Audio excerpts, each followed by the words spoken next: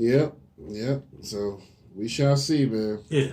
I'm sorry. I know that No, was a you lot. good, man. Yeah, I'm sorry. We can go ahead and move on, I guess. Though, we're gonna just go back into our top 10 greatest hip hop groups of all time. According to us, anyway. According to so us. We still need y'all. We're not important, so don't get mad. Right. Don't be like, man, this is bullshit.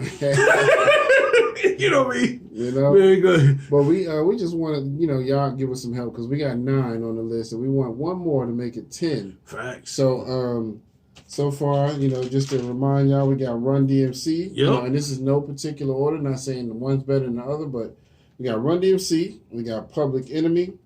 We got EPMD. We got Outkast. We got Wu-Tang. We got Tribe Called Quest. We got Brand Nubian, De La Soul, and NWA. So that's what we got for the top 9 of all time for us as far as we're concerned. We want one more to make it 10. So we've gotten a few suggestions. I've heard Mobb Deep thrown around. I've heard Naughty by Nature thrown around. Was there anything else you heard? I didn't hear anything. Like I said, I kind of just made the post, and I just want to try to get some, involvement, and stuff on that. So, man, I hope this will, generate some stuff because, man, I just really like to hear, what somebody's got to say about it. Because that's one thing. I think everybody kind of gets up on like the solo MC, like, oh, the solo, like, oh, Pac's the greatest, Jay's the greatest, Big's the greatest. Like, I kind of, like, the groups, to me, especially, like, in the 90s and whatnot, man, the groups were special. I mean, the groups are really what made, I mean, don't get me wrong, like, your solo acts, like, Nas and all, I'm not knocking them, and Pac and all, I'm not knocking them, but your group, man, they made some beautiful shit, man. Yeah, man. I mean, groups are some of the biggest acts in hip hop. Yeah, because I mean, it's cool. It's crazy to see like how you get, you get certain people like these different personalities, these different perspectives coming together to give you a product. You know what I'm saying? So, yeah, I want to shout out again the Migos, who might or might not watch this, because I think Quavo. But that's one thing I appreciate about the Migos. Say what you will about them, they're a group, and they've done, what I'm saying, like them, like Lil Jon and East Side Boys, especially, they kind of brought that group aesthetic back. I mean, I know you got the Dream. I think that's a group. I'm trying to think of other like newer groups, but I know mostly time now is solo acts though. Or they do like a lot of features with other folks, but yeah, it is a lot more solo acts nowadays. Mm-hmm. You got good. I don't know. I mean, you wouldn't really consider Griselda a group. They're all like, solo MCs. They just do a lot of shit together. Yeah, I think they're more like a family, right? Like a Rockefeller. Yeah, so that's kind of how I look at them, and that's why I don't put groups like G-Unit in it because they weren't really a group; they were just a family of rappers. Yeah. Just did a few compilations together. So I don't know, man. It's a hard decision, but y'all let us know who y'all think should be in that number 10 spot. You know what I mean? Like I said, it's no particular order of who's better than who. It's just we want to know who should be in that top 10. So I don't have any other ones. Maybe I could see maybe Onyx, maybe Cypress Hill, but those are the 2 closest for me. Maybe Mobb Deep. I would. But they had a lot more longevity. Well, Cypress still doing stuff, too. Right? But I mean, that's why I bought. But now I will say this though. I mean, as far as like. I mean, it depends who you ask that question to, what demographic you ask that question to. But, yeah, that's true too. But I mean, Cypress. I mean, if they ain't top 10, they definitely like top 25. Yeah. Shit. So I don't know, man. And that's a hard one. Same with like Onyx and Mobb Deep. Well, I mean, which I think Mobb Deep would probably be a little closer, cause that's the thing, man. Like I talked to. We were talking about groups and all that stuff last night. Like, to me, it's just like my favorite groups coming up. And I mean, I always picked them from different regions was Cypress, Mobb Deep and Goody Mob because of the fact that they, I need, like, if we're doing hip hop, we're listening to hip hop, it needs to at least be on the level of these guys. Yeah. And then I could probably I could listen with y'all. But yeah. Yeah, I agree. Yeah. So yeah, y'all, like I said, let us know in the comments if y'all got any ideas on who should be in that. It's a lot of choices out there, but we'll see. We'll come back and we'll revisit that. All right, so let's move on. So my man, The Game was on Drink Champs recently, and that's where we had that, we were talking about earlier, because he said that, Dre did a lot. Kanye did a lot more for him in 2 weeks than Dre did his whole career. I have yet to see the whole episode, but I think it's going to be interesting.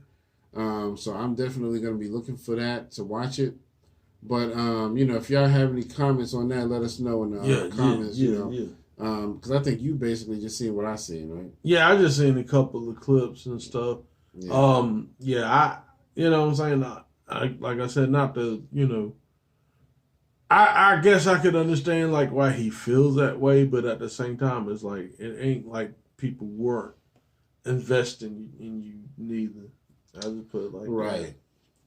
Yeah, I saw one clip where The Game was on there talking about 50, and he mentioned how 50 Cent said he had wrote so much of his stuff, and he was denying that. He was like, he did write, but he didn't write everything that he said he wrote. Yeah. So he was kind of bringing that up, which I thought was interesting. And he said something else too, I forgot, but it seems like it's going to be a really interesting interview. So I'm going to definitely watch that. We'll talk more about that next week when we go live. Did you have anything else you want to say about the Drink Champs? Nah. Okay. So, how you bring us on? Right. You can bring us on the drink. Nah, I don't know, man. Nori have us fucked up out there. Because he always doing that. You got to drink if this. You got to drink it. Man, listen. I don't even drink. The time I left there, after one shot, I'd be on the floor. Yeah. Because I'm a lightweight. So, anyway. But, speaking of, The Game and Kanye, how we finally got to watch more of the Jeen-yuhs documentary. They got a new episode of that out. So, tell us more about that, because I didn't get to see it yet. Kanye for president, 2024. Word? Yeah, man. Yeah, man. The claps. Hold on. Let me get the claps. Let me get the claps back in. The skibbity claps. Yeah, I kind of messed up. The Tony Baker skibbity claps. Skibbity claps. You know what I mean? So he's officially running. Nah, I'm just saying. Okay. I'm just saying. Oh, okay. Yeah, you know what I'm saying? Kanye West, 2024. Yeah, man. Let's get it. I wouldn't doubt if he did, though. He Come, Nick. Ah, my buttons. Anyway, go ahead, continue. Our Joe Buttons ain't working. Joe Buttons. Wow. Joe Buttons. But yeah, so I definitely want to see it, because I do like the documentary. What I've seen so far, and I really, it really has given me more insight on Kanye. So, I don't think people appreciated him enough in the early days until, they started realizing, because it's like, people don't really appreciate you until you start slipping. Yeah. Once he started slipping after the Kim Kardashian relationship, everybody started taking notice. Oh, this ain't the old Kanye. This ain't the blah, blah, blah, dropout Kanye. So, but when he was doing that stuff, nobody was caring. You know what I mean? It's like, he all right, cool. So, I don't know, man. Y'all let us know what y'all think about that. Kanye 2024. Yes, sir. And still messing up. Kanye for president. My skibbity clap. But anyway, fuck that. It's all good. But anyway, it was, that episode was really, I think everybody needs to see it. It's really, as far as like mental illness and things, that's one thing like in the black community that we don't really get to talk about, and it's almost like it's dismissive for us. It's like, what I'm saying? Like, oh, what's wrong with, so-and-so? Oh, that nigga crazy. That's it. You know what I'm saying? It's true. Crazy Joe over there. You know what I mean? Like, that's it. You know what I'm saying? And we quick to slap that on. Oh, yeah. Oh, yeah. That nigga crazy. Yeah, and that's the thing. Like, even Kanye West said on Drink Champs, and even on Chappelle's show, Chappelle said, like, when you say crazy, it's dismissive. People dismiss you when you say that you're crazy. Mm-hmm. So that's the thing on that. It's just like the mental illness thing is definitely, something that's highlighted on there. Matter of fact, and that's another thing too, like in the first episode, you can kind of, like, it was kind of early that he was like that. If you look at his eyes and stuff and his body language, his manners. Right. On the first couple of episodes. But, yeah, I mean, and the thing I will give him is with that energy, he brought himself up to where he is today. And you could tell that this man, one thing I can appreciate, I have a newfound respect for Kanye. One thing I appreciate about him is this man, he not rapping for the money. He does this to get a release. Yeah. He has to do it. That, honestly, if he ran for president, just to be honest with you, mm-hmm. It'd kill him. Because they would try to cut him off for being creative. Yeah. And that's something he don't do. Yeah. So it would kill. So it would kill him, or they'd kill him. Yeah. If you got either way, then he'd be killed. You got that much heavy creativity in you. Can't let other people stifle your creativity. Yeah. So I think that's. That. But yeah, people should watch it, man. I mean, it's you don't necessarily have to garner any sympathy or anything with them. But one thing I can say, like, it helps you understand where he's coming from. Yeah. So, yeah, it's good, Doc. Yeah, man. I'm going to go and watch it. You know what I mean? So, we'll talk more about it next week, Yeah, sure. Yeah. When do the new episodes come out? Do they have a specific date? I don't know. I just will, honestly, if it wasn't for Brittany, I wouldn't have known. She was like, "Yeah, they come out March." Oh no, actually, well, it's crazy. We watched the first two episodes, and then I was like, "Oh, okay, we're gonna watch the third one," and it was like, "Oh, March 2nd." Ooh, right. We had to wait till like Wednesday. I went over our house Wednesday and we watched it. Okay. And then yeah, so. I don't know if that's going to be all of them. Maybe there'll be another part. It's just, like right now he's up. Well, right now he's actually coming down with this whole Pete Davidson thing and all this other stuff. So he's kind of coming down off that manic. So. Yeah, I don't know, man. I don't get it. Yeah. But I wonder if he thinks that Pete Davidson is just like, not like maybe he was expecting her to get some sort of billionaire type, Yeah. Maybe he like, but not a nigga that write jokes. Right. Not a nigga that write jokes and sketches and shit. Sketches, man. Fucking talking about, talking about some sketches. Mm-hmm.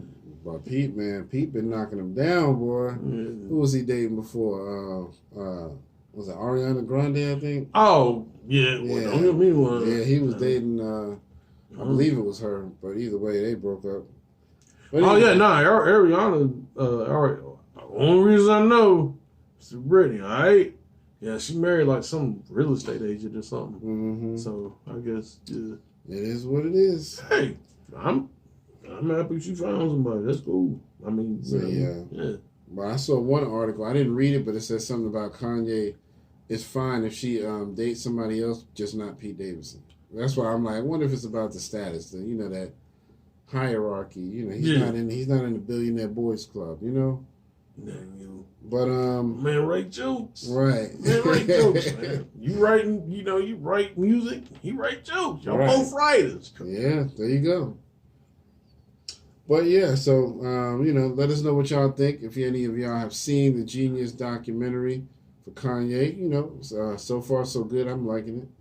So anyway, I guess we can move on to our main topic before we close out the show. Yep. And that is the rise and fall of Slaughterhouse. Man, this has kind of gotten heated here lately, man. So, Joel Ortiz and Crooked I, or King Crook, as he's known now, are doing a compilation album together to kind of basically put an end to Slaughterhouse. They're saying that they tried to get Royce and Joe Budden on the project, but they wouldn't do it. Joe just wouldn't do it because, he's retired. And Royce wouldn't do it because Joe's not in it. And so now Royce went live and had Joe Budden in the podcast, in the live, and they were basically saying that wasn't true. They were like, well, no, we never actually said we wouldn't do it. And so there's a lot going on. There's a lot of back and forth, but I don't know what to think. You know what I mean? I think it's a matter of perception. Because, maybe you didn't say specifically, I won't do it, but you've probably done a lot of actions that made them assume that you wouldn't. Just like, because Joe Budden was agreeing with him. I never said I wouldn't do it. But you keep saying you're retired. What the fuck do you keep saying that shit for? And so it's a lot, man. So, but anyway, they got on the live and Joel Ortiz jumped in the live too. So they kind of got into a heated argument and it didn't end well, Yeah. It ended with some, suck my dick type comments, So, y'all let us know what y'all think. What did you think of the whole thing? Well, one thing is this. Don't watch the clip with just Joel Ortiz. Yeah, you gotta watch the whole thing. You gotta watch the whole thing to get an understanding. To get that context. Of the whole of what's going on. Because if you look at the Joel Ortiz thing, what you're going to feel is like, well, Joe is kind of like this prima donna thing. And, he's always had problems being in groups. It wasn't just Slaughterhouse. It was that. Then on to like Roy and Maul and the podcast and that, So it was these things. But Joe do have a point though. It's like, I'm asking questions. These questions aren't being answered when it comes to these deals and stuff. That's why I was like, look, I don't want no part of it. I can really understand that. Yeah, but you know what though? I noticed that Joe was kind of contradicting himself too, because he did say that, I needed to see more information. But then he admitted, because Crook said, I tried to get him on the phone and he wouldn't answer my calls. I think Joel said that too. And so he admitted, he was like, yeah, I'm not answering the call from Crook because he always trying to get me on some deal. Okay, that's what it's supposed to be. It's a deal. If you don't like it, don't like it. But you ain't got to avoid people's calls. So if my thing is, if you're admitting that you're avoiding people's calls, you can't say, the other way around. You know what I mean? So that's what kind of threw me off, because I'm just like, you can't say one thing and not admit to the other. So I don't know, man. I think I'm gonna go back through it and kind of analyze it a lot more and break it down. I may even do a lost in thought about it, because I think it's an interesting thing to kind of counterpoint type of deal. And with Roy's sentiment, to me, I think Royce is just caught up in the middle of it. I don't think he, like he said, I don't think he definitely don't hate the other two fellas. There's no hate or real beef per se. I just think it's definitely some misunderstanding. Yeah, because Royce and Joe are taking a stance that this album is basically here to diss us. And, based on the two songs that they've showed so far, they just feel like y'all just doing the whole album just disrespecting us and throwing shots at us. And I really don't take it like that. I don't take it like that. Now, to me, just, out of the two songs that I've heard. Well, there was the backstage, there was some shots, but it wasn't like I think most of it was that joke. It wasn't really too much. But it wasn't even like shots per se. It was just speaking facts. Basically saying this is what happened. You know what I mean? And another thing that also brings up another point, because in the song, I think it's either Backstage or Vacancy, Joel Ortiz says, after we would do shows at the end of the night, we would split up and go our separate ways. Maybe call around the holidays, or we wasn't really that close. Yeah. And so Royce was like, yeah, he not telling the truth, because that's not correct. Me and Crooked had a real good relationship, and we were talking every day. But that's still not that he's lying. Joel is telling you what he know from his point of view. He's saying, as far as I know, we all went our separate ways. I didn't know you and Crook were still talking all the time. like best friends or whatever. And that brings me to my next point. Brooke wasn't in the live. Yeah, I wish he would have. So to me, the way they're framing it, they're making like Joe Ortiz is kind of put up to fend off on their side. Yeah. I'm not saying that's what's happening. Right. It's just that's what I think that's what Joe was trying to get at. It's like, yo, you don't know how this looks. You don't know how nasty this looks. Mm-hmm. And that's one thing that, Royce was saying is like, well, we don't have to necessarily put out another album. We got the name. We could be selling the T-shirts. We could use the brand. So, like, it ain't just albums out here. We could do something else. Yeah, and I mean, that's very true. They could do a lot of merch and all of that. But if you think about the merch, though, if they really did do that, if they, let's say, focused on merch and there was no music, people wouldn't be invested in the merch as much because you're not as active. Yeah, that's true. And, that's like somebody saying, oh, well, we're going to go down and do some, Treacherous 3, albums or what I mean, merch right now.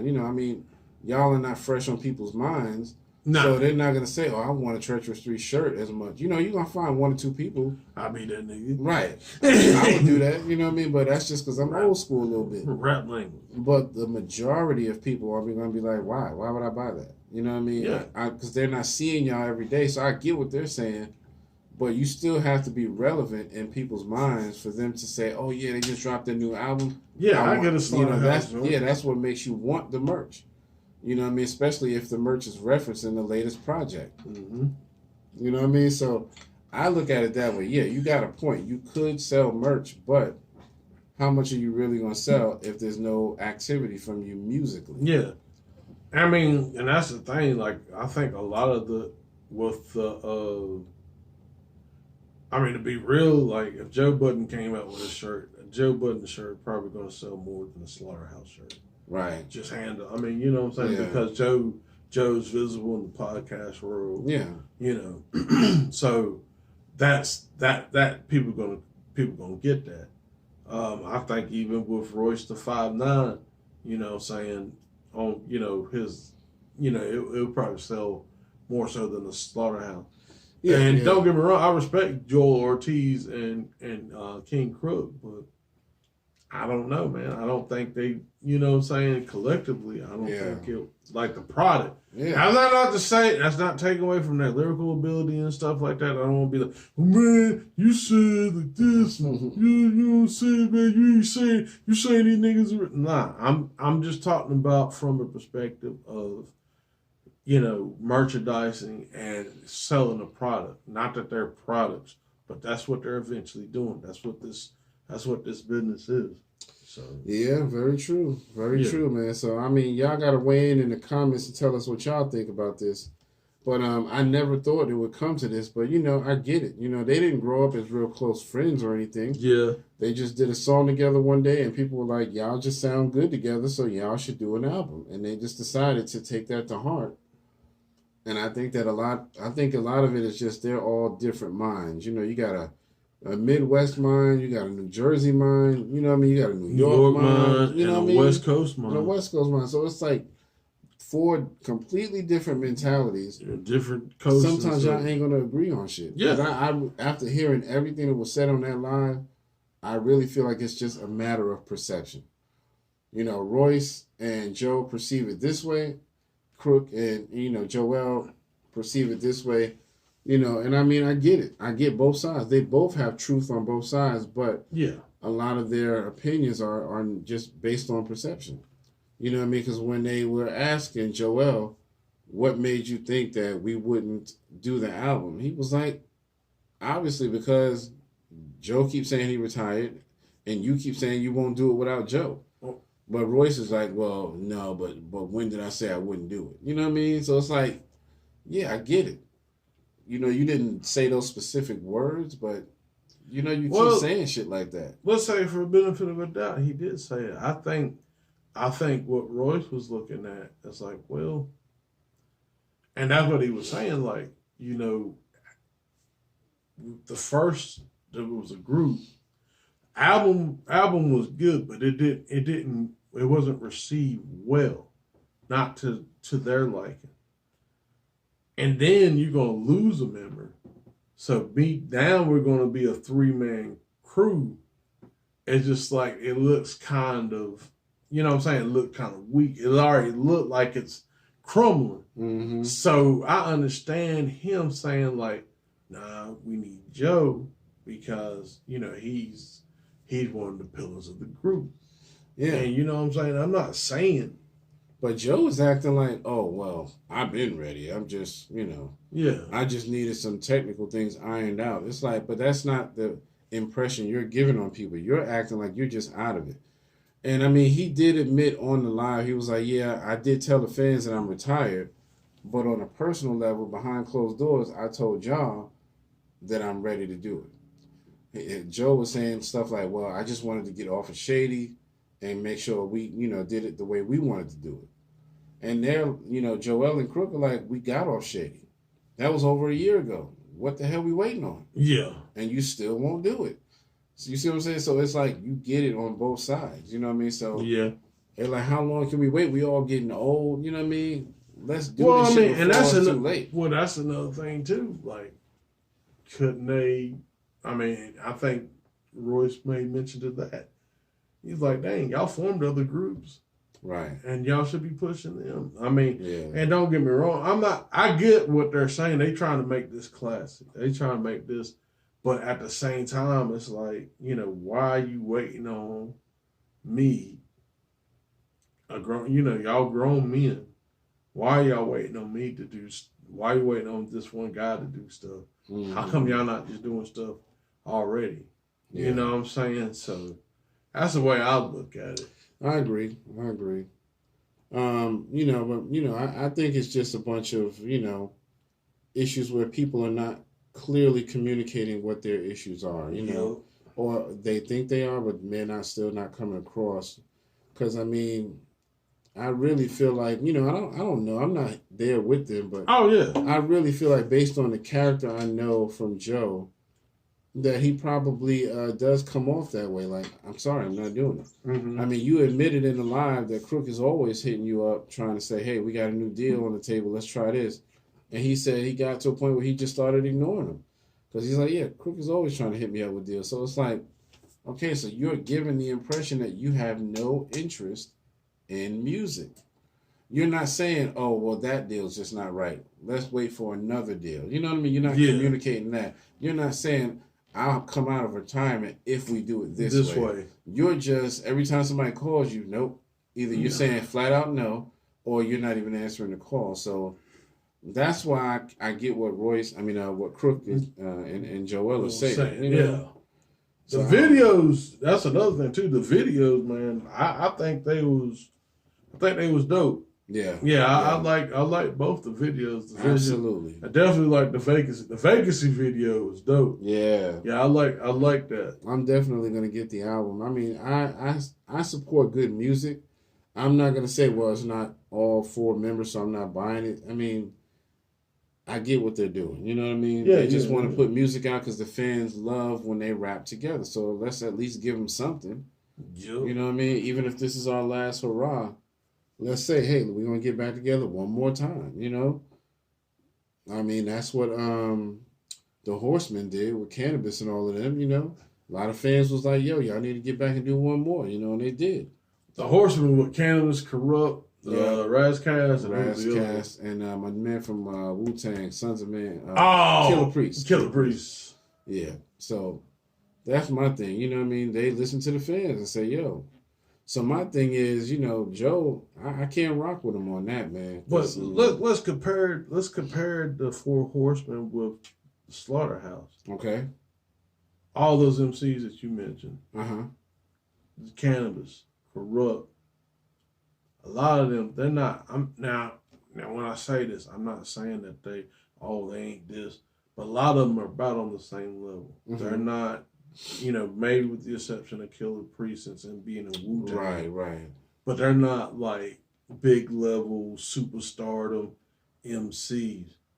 Royce is literally a friend of Eminem. Mm-hmm. Joe literally got his podcast. They're on a different level. But then you got King Crook. You got King Crook and Joe Ortiz. They're kind of, it's like the Beatles, man. Like, you know what I'm saying? Like, motherfucking Royce and Joe's like Paul and John, you know, Paul McCartney and John Lennon.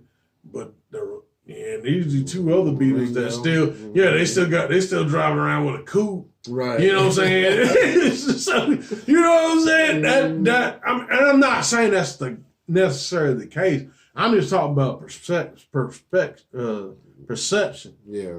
That's what it looked like. Four Horsemen, all those guys, they love the music. They understand, and they probably understand, like, okay, there's no, you know what I'm saying? I mean, I'm pretty sure people have some stuff. You know, groups are going to have their fights and stuff because of, you know, there's 4 different personalities on there. Right. You know, there's different personalities on there. So you're going to have disagreements. So, but that's the thing, man. You work on them. Yeah. But I do understand what Joe was saying. Like, look, like, this is bad. Like, I ain't never seen a hip hop group air they whole private shit out. Yeah. You know what I'm saying? Other than Cube on wax. And like you said, they was in their 20s when they did that. So yeah. I mean, the only other big group to break up was EPMD, and they didn't really even air each other out like that. You know what I mean? They threw a couple slicks, little small shots at each other, but that was it. You know what I mean? They came back in 97. Yeah, and they came back in 97. So yeah, and I don't know, man. I really feel bad about the whole situation. But, you know, hopefully they can still shake hands at the end of the day and say, all right, it is what it is. You know, you did your thing. Yep. But people like Joe Budden make it a lot harder.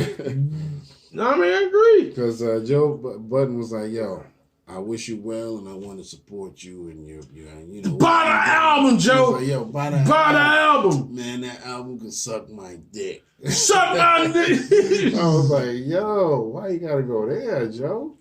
Yeah. So, you know, it's like you can't just, I don't know, man. But I think I'm gonna do a lost in thought about it, you know, where I kind of counterpoint type of weigh it out, you know? Because I really want to listen to the whole thing over again and just make sure I'm not missing anything anybody's saying. Yeah. So again, you know, y'all let us know in the comments what y'all think. We appreciate y'all, you know, listening to us ramble on. But it's interesting hip hop conversation, and this is, you know, one of your favorite, you know, what they call them, super groups.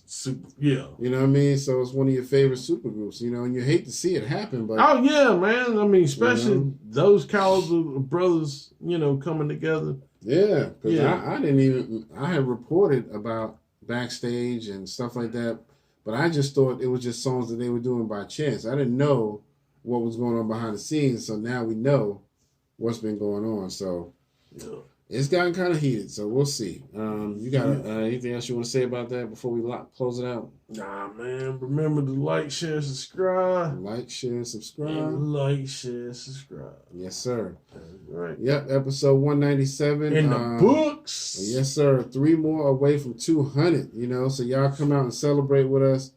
And then hopefully we'll get our guest on pretty soon. We'll keep y'all updated about that. I'm not sure when, but we will keep y'all updated. But yeah, so I guess that's it for this episode. This is your man, Kurt, and this is Howie Capitan. Yeah, and we'll see y'all. What'd you say? I ain't the cap, man. Oh, Cap is my captain. You know, but yeah, we'll see y'all on the next one, all right? Peace.